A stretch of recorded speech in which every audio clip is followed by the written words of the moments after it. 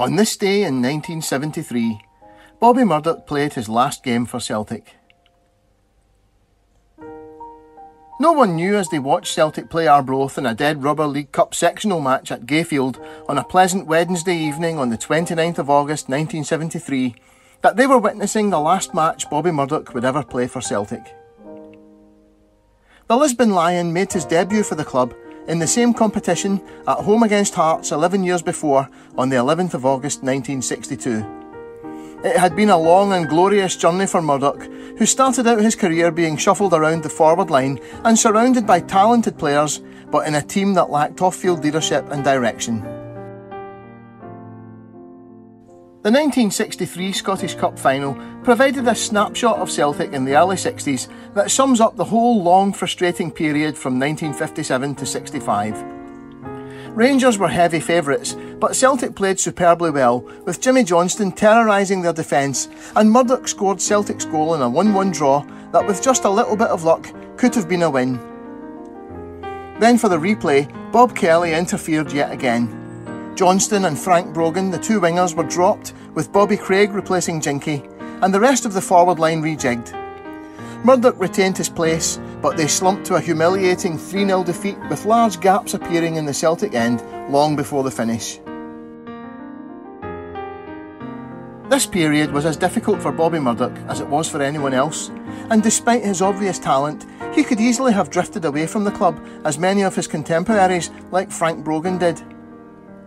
The return of Jock Stein in March 1965 changed everything, and Murdoch was at the heart of Stein's stamping of his authority on the club.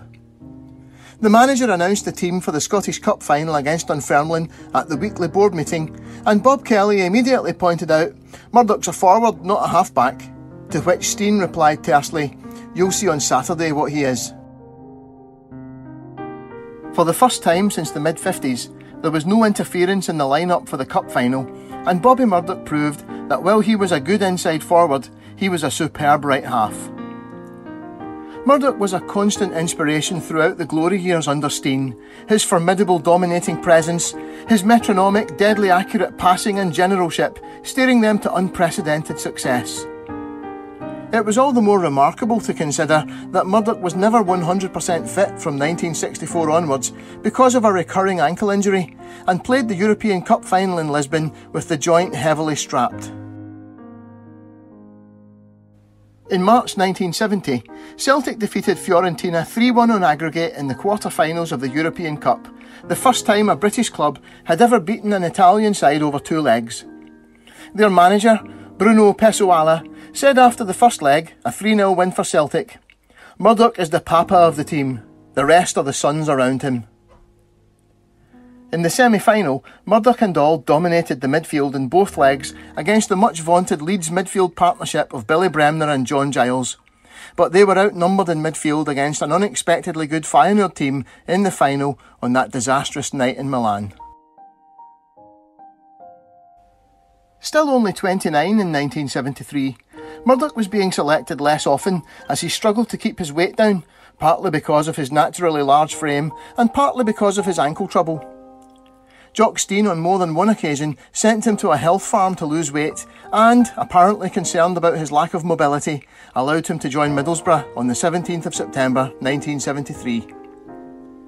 Many thought that the Lisbon Lions were moved on too quickly by Stein, but this was particularly the case with Tommy Gemmell, John Hughes and Bobby Murdoch.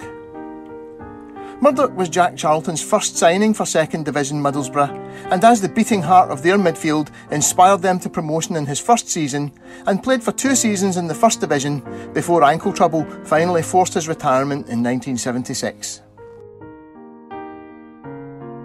Bobby Murdoch scored 110 goals in 507 Celtic appearances, was the Scottish Football Writers' Player of the Season in 1968-69 and selected by fans in Celtic's greatest ever team in 2002. Like most of the Lisbon Lions, he was shamefully underused by Scotland in favour of inferior players. Bobby Murdoch was a world-class midfielder in his prime and deserved far more than the paltry 12 caps he won. It was Scotland's loss.